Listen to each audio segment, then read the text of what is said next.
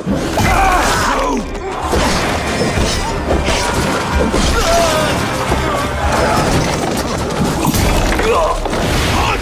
everyone, welcome to the Ubisoft Forward Post Show. My name is Yusuf McGead, and this is Assassin's Creed Valhalla.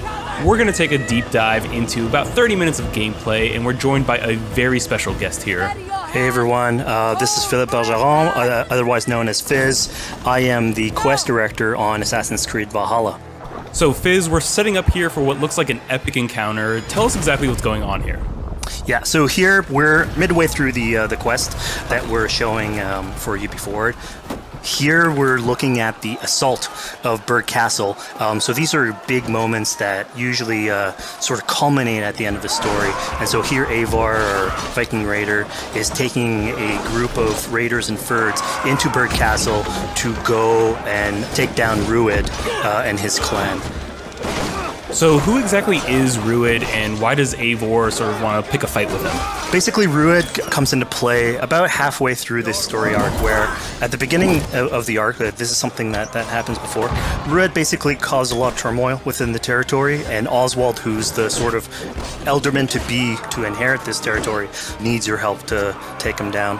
Oswald having just been defeated in a previous quest, and so here this is revenge, but also accomplishing your ultimate goal. So Fizz, as you're talking, we're seeing some of the combat of Valhalla. Can you tell us a little bit about the changes to combat this time around? We wanted to basically add a lot of new mechanics to it. So we added like some dual wielding for the player, like a stun system in there. And we really needed to do this to sort of portray that sort of the brutality that comes with being a Viking in this day and age. So it sort of fits into that, the time and the character.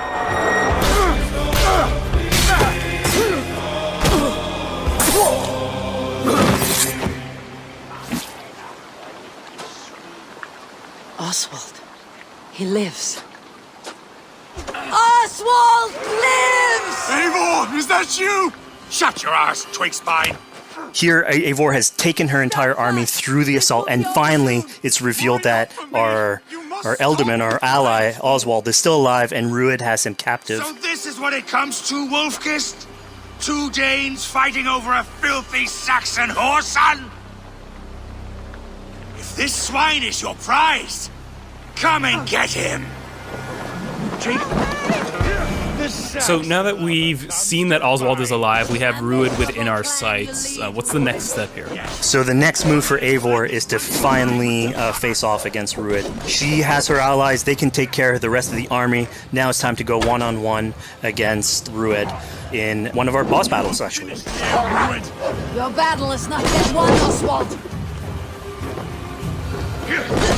And it's worth pointing out, actually, that here what we're showing is the player going and facing off against Rued aggressively, but we tend to always have to support a 360-degree approach in these things. So the player could have approached us a little bit more stealthily and gotten at least like a good critical hit on either Rued or his wolf, and so you can play this a little bit more strategically if that's your playstyle.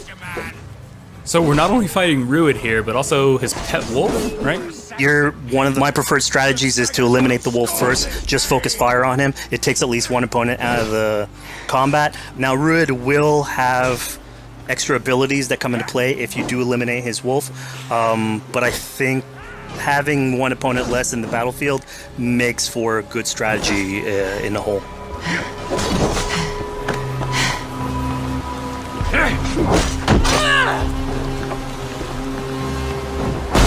Your efforts. Only the cold dark of Niflheim awaits you. Valhalla is my destiny. That fate will not be met today. Why does they should be roomed, Wolfkist? Made thralls, not treated as equals. We are better than this.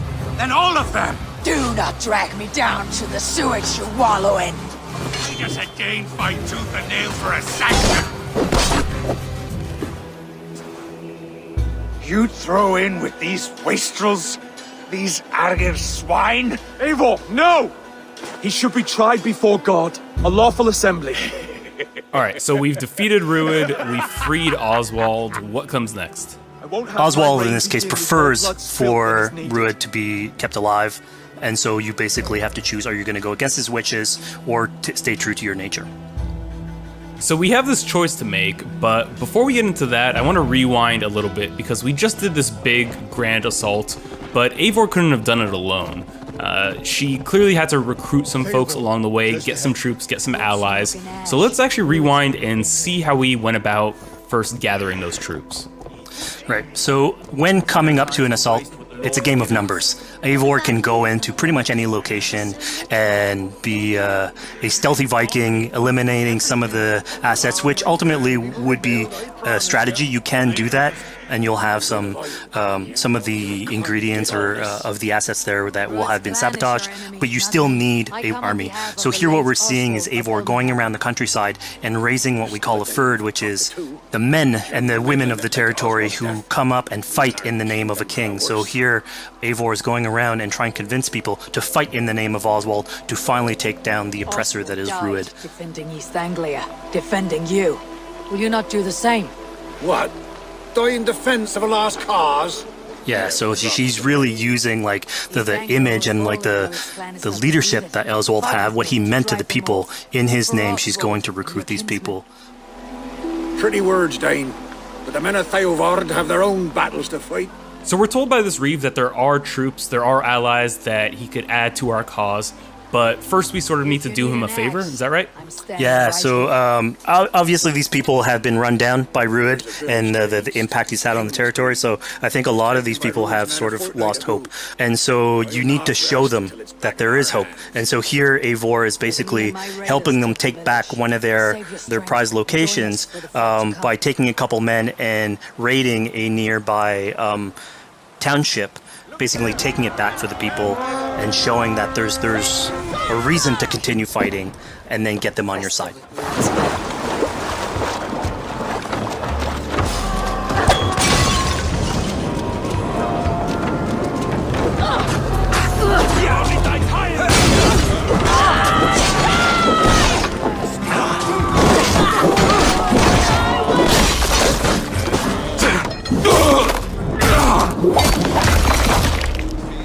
When Eivor does this, obviously you have access to a full suite of abilities. So again, the improvements that we've done to the fight system. You have some brutal axe throwing in there. You have archery or like range combat abilities in there as well. So really, again, like depending on what your playstyle is, you can customize your loadout and go in there how you wish.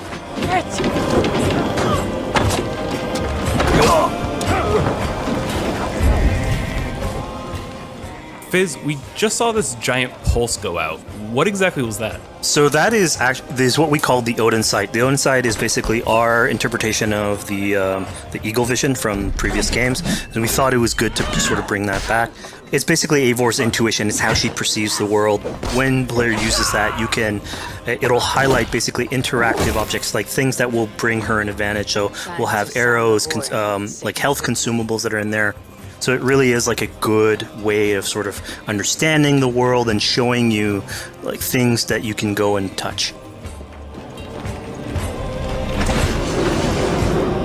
Yeah, I mean, speaking of things we can touch, we just picked up this awesome new weapon. It's something we wanted to play with on Assassin's Creed Valhalla, where we have fewer weapons in the game, but you can invest in them more, so they become your weapon. And so depending what your preferred playstyle is or your preferred weapon type, then you can go and choose, I'm gonna fight with this weapon and invest heavily into that. Not only are we looting weapons, but we see something here called the Book of Knowledge. Can you tell us a little bit more about that? They unlock skills for the players. So here you can see the Valkyrie dive that has just been unlocked. We have these spread out throughout the world, so again, to promote exploration and discovery. As you travel through the world and you explore locations, you can find these books that will add abilities that you can go and invest in, put into your loadout, then go into the different locations or the different quests in the game and use those depending on what your playstyle is. Now we've recaptured this village, we've secured more troops for our assault. Let's jump back now and figure out what we want to do with Rued. The rightful king of East Anglia has spared your life today, and so it will be.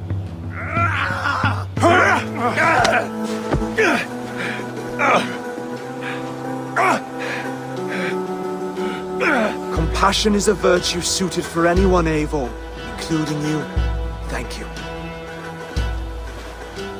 Eivor decided to let him live. Rued is really angry about that. Being a Norse Viking, being put to the death in battle is your road to Valhalla. So he was basically denied access to Valhalla in this situation. Obviously, all of these decisions come into play later on in the game, so we have very difficult decisions for the player to make. We didn't want to have easy decisions.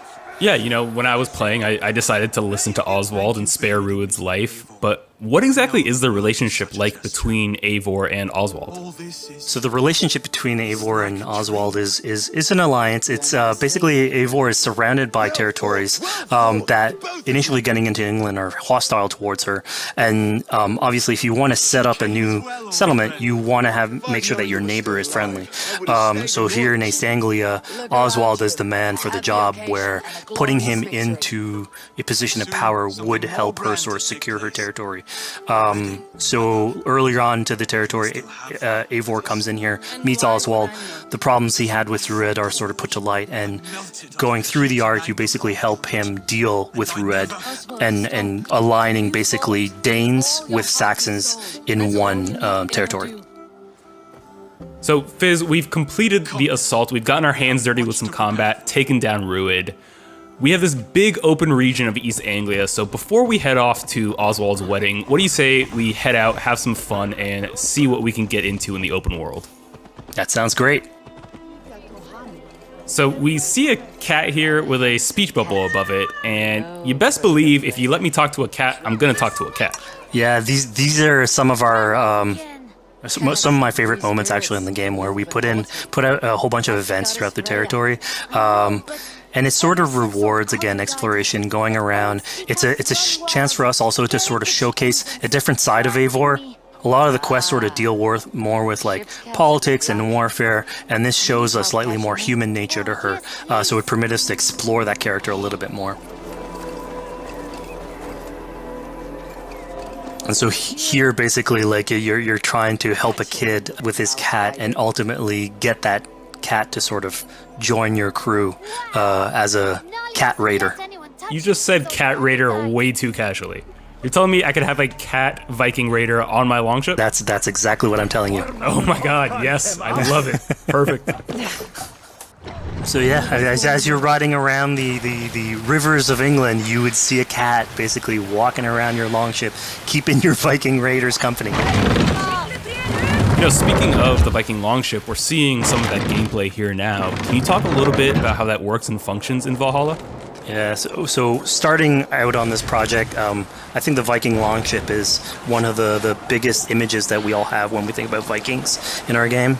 And so Vikings had this awesome design for longship that had a very shallow hull, so it permitted them to go very far inland very quickly, and you could basically disembark Viking raiders like on pretty much any shore. We added that into the game, where you can basically sail up to any location and then just decide to disembark with your guys and raid a location, loot all its treasure, get back in the ship, and then continue sailing down the river to your next opportunity. So I know past Assassin's Creed games allowed for songs and things like that to be sung on ships.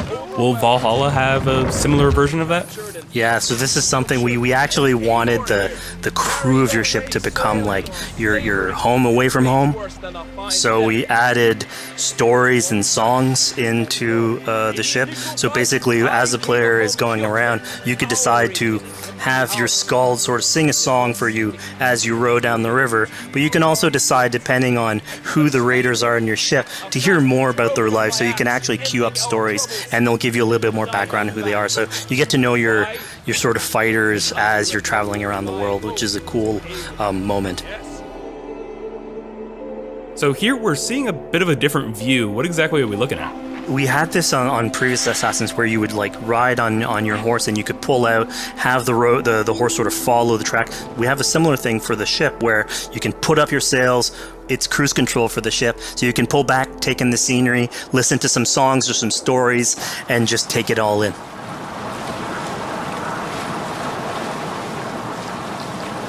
So, speaking of Viking songs, we have an activity here that's not exactly singing, but kind of related, right? Yeah, so here what we have is what we call flighting, which was an activity that Norse people would partake in. They would like to have a battle of wits and sort of poetry where insults would be thrown back and forth between each other. The idea was to try and have a good insult, but also to have a good rhythm and a good rhyme in there. So it's basically a precursor to rap battles. Here's the silver. Now begin. To all those whom I speak, they say Eivor's a clod. Then you're speaking to fools and their knowledge is flawed. Well, How exactly do you go about being successful in one of these? they say you're a The coward. trick behind a good flight was to choose the right insult, identifying the right cadence, and then trying to find what rhymed the best. Mistaken, I'm known for my might. Interesting. Interesting. Silent whispers all claim that you're terribly dense.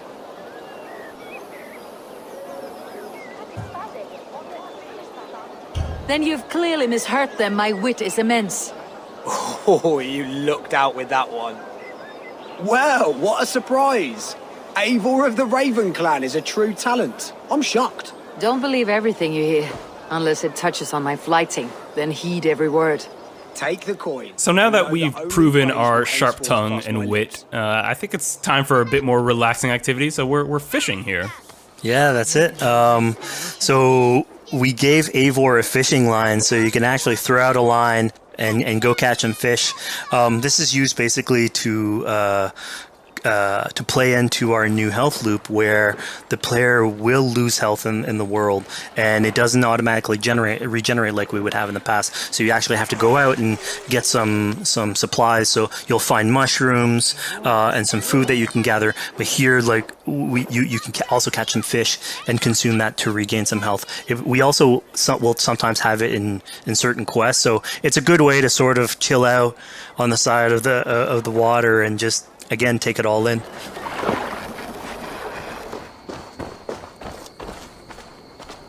So this is what we call one of our offering altars. So the idea is that you find these around the world and you make offerings to it. So it'll take like animal parts and stuff that you can find throughout the world. Here what you're seeing though is sort of like a fancy version of it, where as you do your offering you get interrupted by some kids that basically come and steal your stuff. So it was just a way for us to sort of showcase that like the systems and the activities in the world can sort of play in with some quests and some little events. So it's our way to sort of dress up these moments and make it all fit inside the whole experience. Yeah, this seemed like a really sort of unexpected turn for what I thought was going to be kind of a simple interaction. Yeah, and it's really what we were trying to do with these events is to give another dimension to Eivor, other than just, the pure rar Viking or the politician. Because you can imagine at some point that will grow old if you're always telling that version of the character. So it lets us really go into the depth of who is Eivor, what motivates her, how she can interact with the world outside of warfare and politics. But your stealth needs work. We were close. And it also showcases like a different traveler. facet of the world at the same time. It's not only Eivor. So it just widens the breadth of the stories that we can tell. So who exactly are these two children? These are kids of East Anglia. They are going through tough times with whatever Rued's been doing to the territory. And so they're just here trying to survive and basically exploit the people that are there to make offerings. It was kind of nice to see that Eivor wasn't really necessarily upset at them for stealing, and after you talk to them, you have the choice of helping them. You can give them food, give them some money, or maybe just say, hey, good luck, on your way. Yeah, and then this is something we also wanted to do a lot. Like, so here we're doing an event, we do it in quests as well, but we want to give a lot of this agency into players' hands so that they can sort of shape Eivor a little bit, who she is, so it represents them a little bit more, and they can roleplay that a little bit better. And again, it just gives her like a little bit more humanity in these moments. This is what large walkers should do. Provide for small walkers.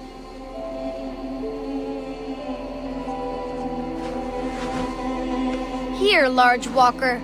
A necklace. Yes, it's a St. Martin seal. You're welcome here anytime, Large Walker. You're one of us now. Visit us, okay? I will. Take care now, small green walkers. So I think AC veterans might recognize this here, but what exactly is Eivor chasing down? Yeah, so here you're seeing Eivor running down one of our tattoo images. So this is challenging the player on free run abilities, but also for fans of the series, sort of pulling at their heartstrings for some beloved features. So are we going to be able to tattoo Eivor? Yes, by collecting these tattoos, you actually bring them back to your settlement, and then you can customize different body parts, having different tattoos everywhere. So again, another form of expression, and it's sort of to represent that Viking culture. Fizz, one of my favorite things when I was just out there exploring East Anglia was coming upon a house or a building and realizing that there was a chest inside, but that there was no easy way in. And in this case, I saw all the doors were barred, but I knew that because there was a chest in there, there must have been some way to get inside. So I went around the back and, found a way in. Yeah, I'm glad you actually caught on to that. You're pointing at something that we wanted to work on a lot on Valhalla, where we wanted the exploration to make you feel smarter. So we played a lot with puzzle solving, so making sure that every house that you find sort of appeals to you, like it draws your attention, and then when you want to come and explore, it's not given to you. You still have to work for it a little bit, so it'll challenge you on your observation skills, logic, just trying to find how do I get into this. So we play a lot with level design, quest design to offer challenges to players, and you basically come out of it like with a better feeling for the exploration, but you also get to see more of a story behind any of these locations, which we've crafted. So it gave us a little bit more time to sort of slow down the experience and tell a different version of a story.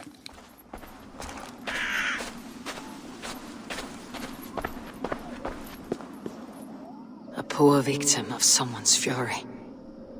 Yeah, I mean, speaking about exploration and just finding things out in the world, I was just wandering and came across this clearing and found this kind of morbid altar.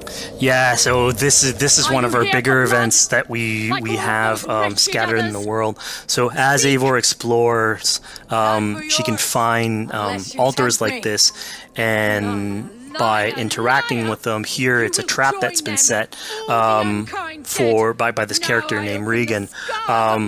Now, there's a bigger story behind all this. There's multiple steps to it later on. So this is one of the moments. It permits us to go into a slightly more mystical realm and play with a boss fight that has more magical abilities, if we will. And basically have this awesome boss fight in the middle of the swamps. And so here the abilities that you see Regan using are a little bit on the mystical side of things. What's happening is Eivor at the beginning of that trap is poisoned, and so she starts sort of hallucinating, seeing the world in a sort of different light and filter. And so that's sort of what lets us go into the realm of the weird. My rage, spirit of my father's rage, fill me!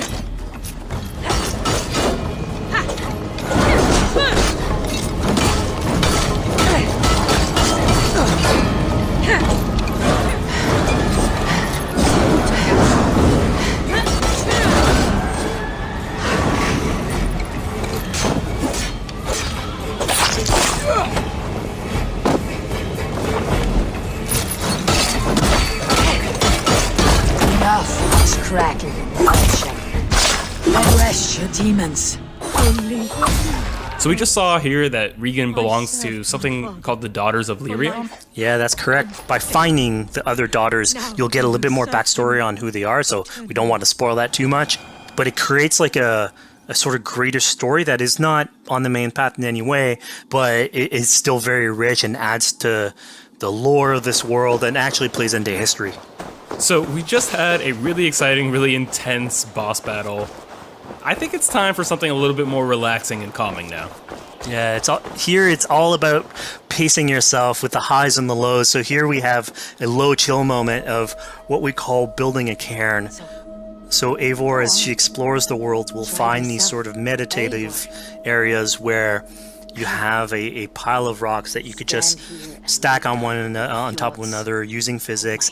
And I mean, yeah, the ultimate goal is to try and get the highest pile of rocks, but really it's about taking in the sights, relaxing, taking a step back, and just building something. Together we stack stones into cairns. These? Yes. Think of this as a test of mind and wit. Stack the cairn stones high and wide into any shape you like. I mean, you can spend as much time as you want building these things, making them as high as you want, as weird as you want. I'm sure like a lot of these stuff will end up on the internet, like people comparing structures. And the cool thing is that once you've built it and you decide to get out of it, it sort of stays there. And so that's yours, right? And until the moment where you come back and you want to build a new one, it's sort of cool that we were able to give that to players to express themselves. At this point in the demo, we've explored East Anglia, we've met some children, we've broken into a house, we fought a boss, we built a cairn. I think now it's finally time to go and head off to Oswald's wedding.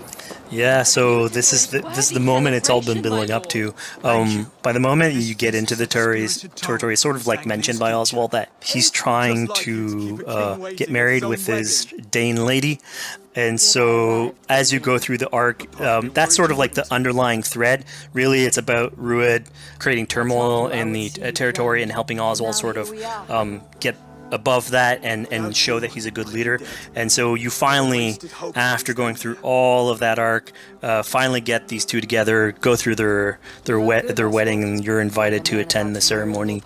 And then all the activities and fun times that comes afterwards.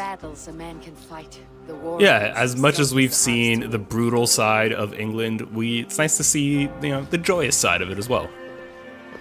Yeah, and it's something we really wanted to play on in Valhalla, where being a Viking is not only about being a raider or a warrior.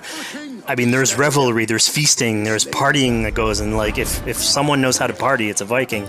And so here, this is one of our opportunities to sort of show what a sort of Viking gathering is. And what's cool here is it's a good alliance of Norse culture with Saxon culture, sort of smashing those two things together and building bridges. Yeah, I mean, what's a wedding without some drunk archery, right? Yeah, so like, anything can happen in a Viking event, right? Eivor, yeah, here, just get drunk, shoot some arrows. Barely a challenge. Steady all, and ready yourself for the wedding race. The king and his bride against all! My king! He... So here we see the decision I made to spare Rued came back to bite us. Yep, that's the decision you made, coming back. So as we said before, all of your decisions have consequences, and this is a big one. I challenge you. I accept. You're basically presented with the option to sort of step in for Oswald, fight the fight for him, or let him go and fight his own fight. Yeah, personally, I chose to fight myself because I thought Eivor is the type of person who likes to finish what she started. Plank by plank, and a dead king cannot keep his oaths. Let me finish this.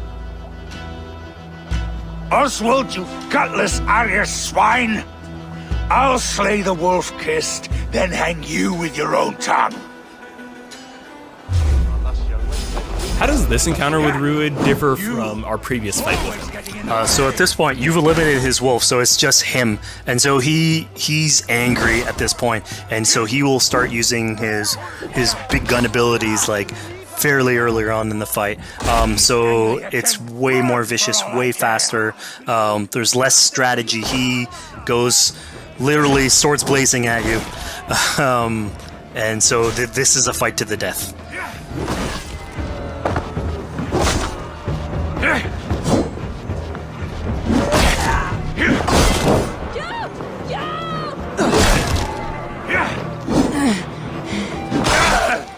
And of course here, like, this is a decision you made to go and fight him, but there's multiple outcomes to this scenario. You could have let Oswald fight his own fight and prove basically his station as the rightful leader. If you had eliminated Rued, obviously this would not have happened. It would have been a slightly more joyous occasion. But ultimately, in all scenarios, you still have an alliance with Oswald. He's proven to be the right leader for this territory and to be a good ally for you. Anglia a great service. I promised you an alliance, and now you have it. And one day I will need you to make good on that alliance. So we're about to take off from the wedding, but Eivor decides it's a good idea to check up on her friend Finner. Yeah, so Finner is probably one of the more recurring characters in this arc. You get to meet him very early. He's a very endearing character, sort of used to have a Viking life, sort of misses it, and going through all these adventures together is sort of like lights that fire back, and so he's willing to join you in your raiders. So he's one of many raiders that you'll encounter in the game, and you can sort of recruit, bring back home, and then have them sort of join you on your adventures on Longship. He can tell you these stories that we're telling you about. You get to know a little bit more about him. So again, it's a fun way to sort of discover more about these characters that you meet and bring them along for adventures. Together, I'll gather my things. Well, folks, we've come to the end of our Assassin's Creed Valhalla playthrough. Fizz, thank you so much for joining us. When and where can people play it? Assassin's Creed Valhalla will be out on Xbox Series X and PlayStation 5, and is coming to Xbox One, PlayStation 4, PC, and Stadia on November 17th.